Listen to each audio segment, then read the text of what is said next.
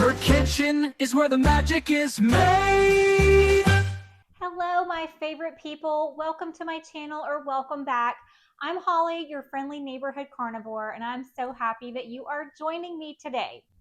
So I don't really have a huge plan for today's video.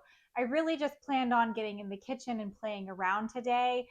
But I have a dear friend, Henrika, that sent me a video of a recipe for some carnivore crackers. And I'm dying to try them because they have the same ingredients as my eggy waffles that I make. So I'm thinking there's no way that I'm not going to like these. These should be fantastic. So the video is from Jess or Be Powerful on YouTube. And it's very simply equal ratios of butter to gelatin to eggs. And her written recipe shows 4 teaspoons, but really it looks like 4 tablespoons in the video. So I'm pretty sure that that was supposed to be tablespoons. So we're going to go with 4 tablespoons of ghee, since I don't do butter, 4 scoops of gelatin, which would be 4 tablespoons of gelatin, and 4 eggs. And we're going to blend it up and throw it in the oven, and we're going to see how it turns out. I'm really excited for it, especially since it's egg-based, because I do a lot of eggy waffles and things like that. There's not a lot of cracker options when it comes to carnivore, with the exception of, I don't call them crackers, I call them chips, with the dehydrated meat chips. So you can dehydrate deli meat and get like pretty close to a potato chip texture. You can dehydrate ground beef and have little hamburger chips. You can dehydrate pork tenderloin and get some pork chips, which again are pretty close to the potato chip texture. And those are all great, but they are all very thin and remind me of a chip. So I'm wanting something a bit thicker and that's going to remind me more of a cracker. And I think these are going to be amazing. So I'm really excited to try these out. I've never made these before. And since I was just planning on getting in here and playing today, I thought I would make them up, try them, and see how they were going to go and just kind of take it from there. But I decided, you know what, I'm going to be recording in here today anyways, because I'm also working on a pemmican recipe. So it might be the video before this one. It might be the video after. I'm not sure yet, but I'm already in here recording. So I figured, let's just go ahead and record with me making these for the first time. Worst case scenario, if they don't turn out, we'll all have a good laugh together. But if they do turn out, that's great, because I'm jazzed to try out these crackers. They look awesome. When she bites into them, they sound really crispy. So let's try these out. I'm excited. Okay, so we have got our little blender. I think all of this will fit in here just fine. I've got 4 eggs.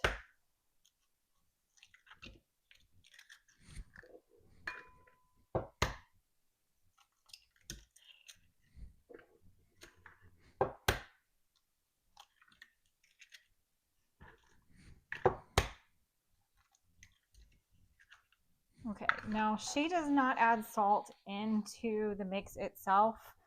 She puts it on top, but I know when I make my eggy waffles, it always tastes better with the salt in it. So I'm just going to go ahead and add a pinch into the mix itself.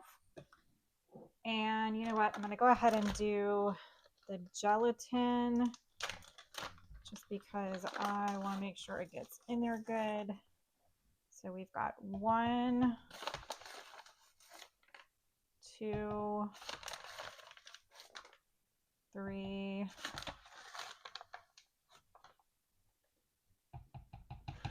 4 scoops of gelatin. Then we need 4 tablespoons of ghee.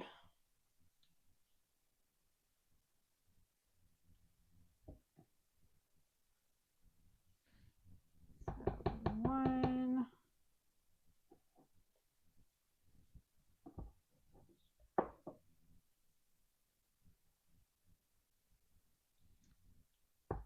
2, 3,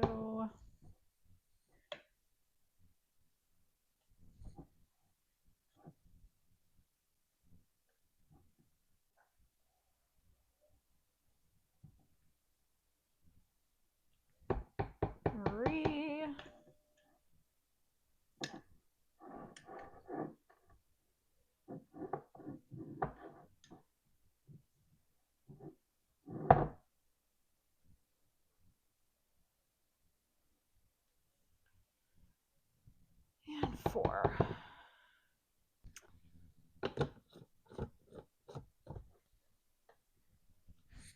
Okay, here goes.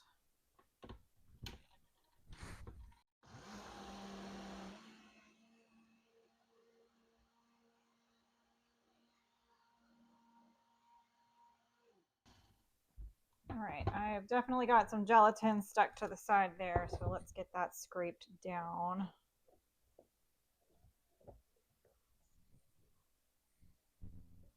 I just want to make sure there's nothing stuck to the sides there. Oh, there's more down there. Okay, got all of that off.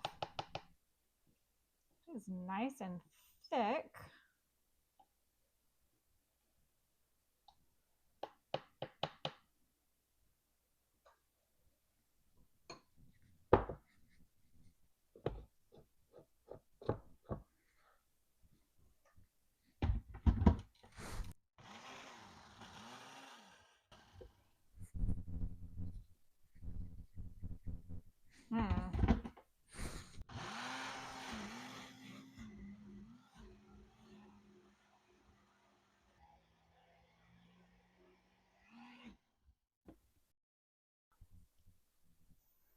Okay, so it's really thick. See if I can stir it up. Ooh, look at that. Nice texture.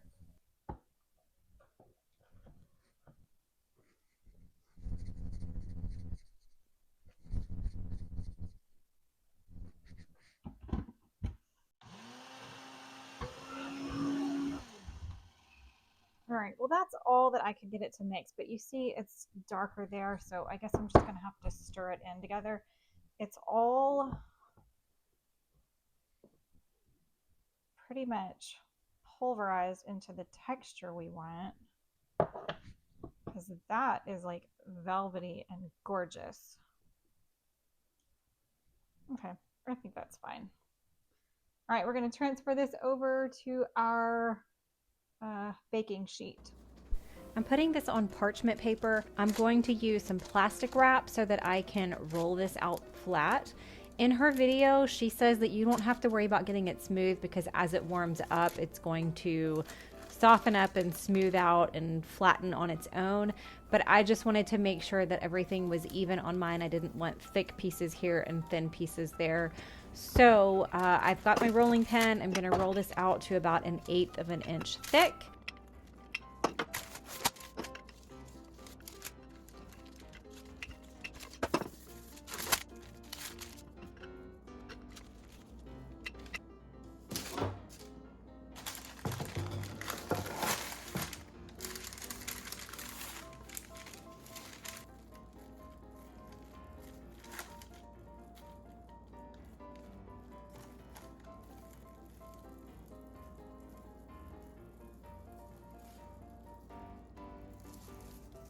And then we are going to sprinkle with some salt.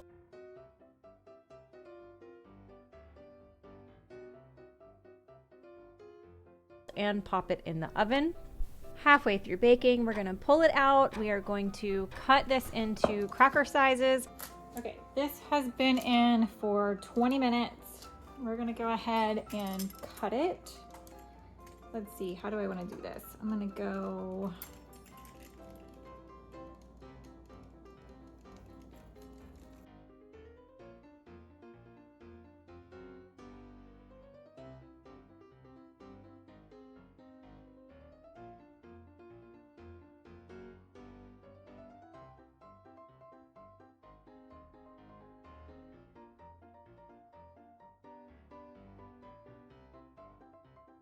flip them all over, and then we're going to return to the oven for the rest of the baking time.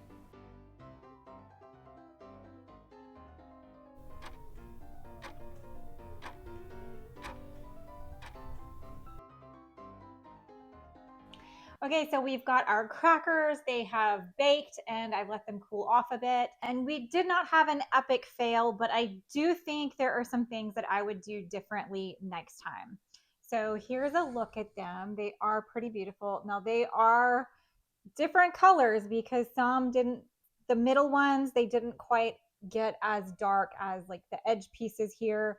And we're going to talk about that in a minute. But they do look beautiful. I think the thickness of these is perfect. I'm really glad I rolled them out the way I did.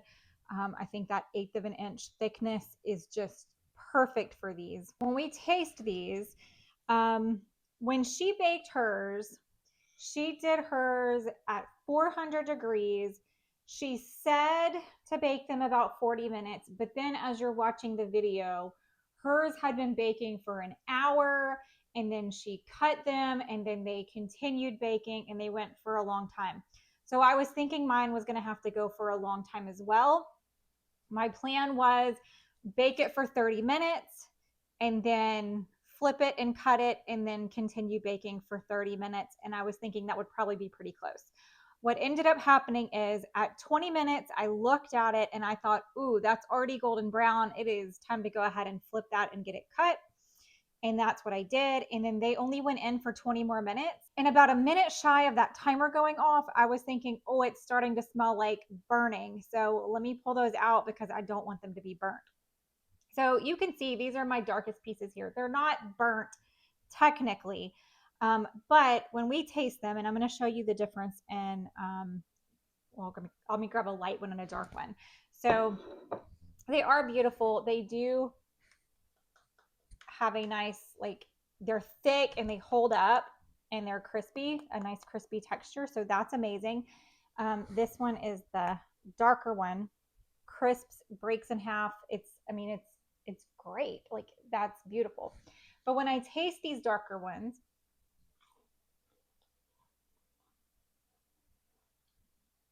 the texture is great.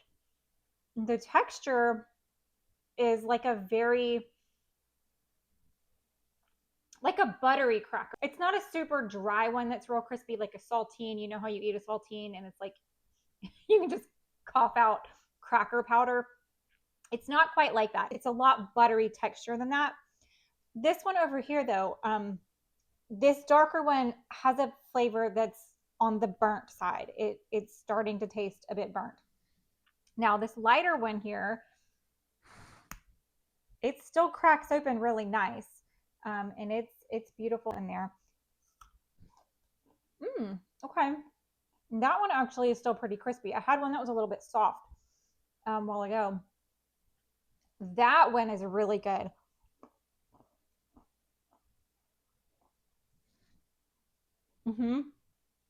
Nice buttery flavor with that real buttery, flaky kind of texture. It almost reminds me of a softer pita chip. Like, it's thick like a pita chip, but it's a little bit softer in a really nice way. I really like that. Okay, now that these have cooled off more, maybe they're all crispy. Let me try to find another light colored one just to test it out so we know. Let's see, this one is a lighter color. Okay, it's still snapping too. Maybe I just needed to let it cool off all the way.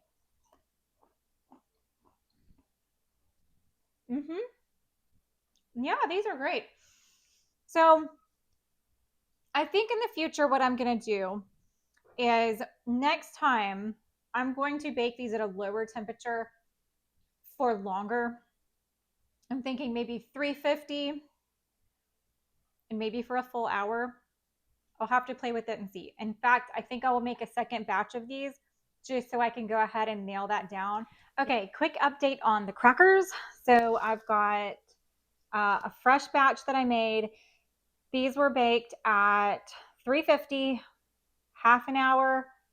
I cut them and flipped them over, another half hour, so an hour total of baking. This is an end piece and this is a middle piece, so you can see the color is a lot closer to the same. I don't have a really dark one. So here's our end piece. It does break apart like it's supposed to.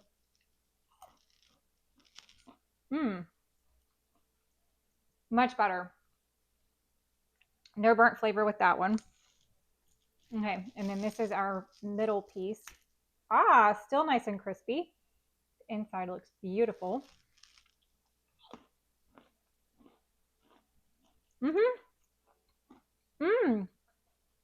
Man, those are great. Okay, so I will have that time and temperature updated in the description, and we'll get back to it. These would be great with all kinds of seasonings on top. I know in her video she put some rosemary on them. If you can tolerate dairy, Parmesan would be amazing on these. I'm thinking putting some garlic powder on top. I don't know. I think these are very neutral and they can be played with however you want. You could possibly maybe do like a cinnamon sugar kind of thing with some allulose and some cinnamon. I don't know. I think there's a lot of possibilities right here. So I'm really glad this worked out. I'm glad it wasn't a flop and we're all just laughing about it, although that would have been a fun video too. Thank you guys so much for joining me today and for playing around in the kitchen with me. We never really know what we're going to come up with sometimes, and I'm glad this recipe worked out. Please give me a like and don't forget to subscribe. Make sure you leave me a comment. I love to chit chat with you guys. I'd love to know, are you going to try these? Have you tried these before? Have you seen the original video and already tried these? What do you think? If you like these, have you tried my eggy waffles? Because my eggy waffles use the exact same ingredients. They just make waffles instead of crackers. It's just a slightly different ratio. Or if you have another carnivore cracker recipe that you'd love to share with me, especially if it's dairy free, since I don't eat dairy, leave that in the comment as well, because I love to have all kinds of different things to try out, and this was a fun one to play with. If you're interested in seeing what I eat every day on a carnivore diet, I post over on X and on Instagram every single day with what I'm eating. So you can find me on X at Carnivore Friend, and you can find me on Instagram at Friendly Neighborhood Carnivore. Thank you so much for joining me today. I'm going to get back to playing in the kitchen, and I can't wait to see you guys next week. Thanks for joining me. Bye. She's the friendly neighborhood carnivore with a talent for cooking up a meaty uproar. From juicy steaks to sizzling ribs galore, she'll have you coming back for more. Fellas, smash that like button. She's the carnivore cooking queen. On your screen, bringing the meaty scene. Come on over and join the team for a culinary dream.